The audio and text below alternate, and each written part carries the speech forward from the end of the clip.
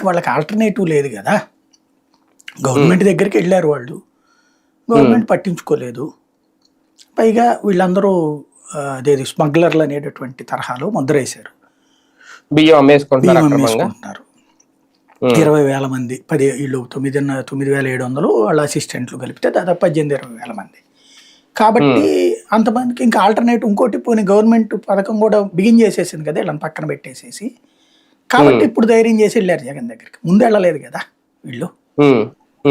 ఇంకోటి, ఇప్పుడు జగన్ మాత్రం ఏం చేస్తాడు, ఈ తరపున పోరాడతామంటే ఏముందో ఓ రోజున పరామర్శిస్తాడు, అంతకు మించి ఏం చేయగలుగుతారు వీళ్ళు.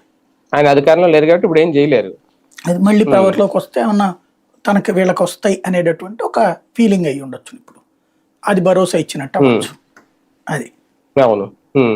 కానీ ఒక సంస్కరణ తీసేసే ముందు ఒక ముద్ర వేసి తీసేయడం ఎంతవరకు కరెక్ట్? ఇప్పుడు ఎన్నికలకు ముందే వేసారనుకోండి, వాళ్ళ మీద వాలంటీర్ల మీద ముద్ర, హ్యూమన్ ట్రాఫికింగ్ నడుస్తుంది అది ఇదని, వీళ్ళ మీద మేము అక్రమ రేషన్ అని, వాళ్ళ మీద సచివాలయ ఉద్యోగుల మీద ఏమో ఖాళీగా ఉంటున్నారు, వీళ్ళకి అసలు పనే ఉండట్లేదు అని చెప్పి అధికారికంగా మేము 16,000 మందిని ఎంతమందిని తీసేసాను వాళ్ళు చెప్పిన లెక్కే, వీళ్ళు చెప్తున్నది దాదాపు లేదు 2 లక్షల మందిని తీసేశారు వీళ్ళ లెక్కే. అలాగే మద్యం షాప్ లో పనిచేసిన వాళ్ళని తీసేశారు అక్కడ కూడా. అంటే ఇలాగ ఏదో ఒక ముద్ర వేసేసి ఒక వ్యవస్థను ఆయన తెచ్చిన ఒక సంస్కరణని పక్కన పెట్టేయాలనుకోవడం ఎలాంటి రాజకీయం? రేపొద్దున అది రివర్స్ అవుదా చూడాలి. అంటే ఇప్పుడు ఒక టీచర్